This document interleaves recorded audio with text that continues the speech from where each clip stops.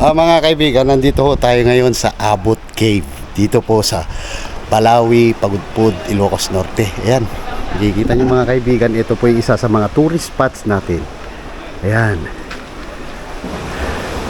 Huwag nyo kong kakalimutan na pumunta ko dito dahil ito po yung isang ito po yung mga ano ito yung mga isa sa mga pinupuntahan po mga kaibigan. Ayan o.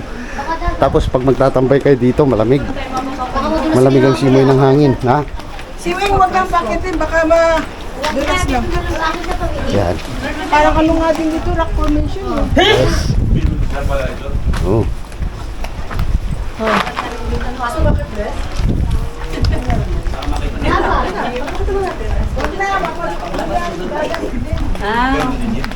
Ganun din. Oh.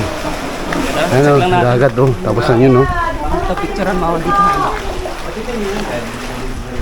Yan. Dito po sa Balawi lang yan, mga kaibigan, ha?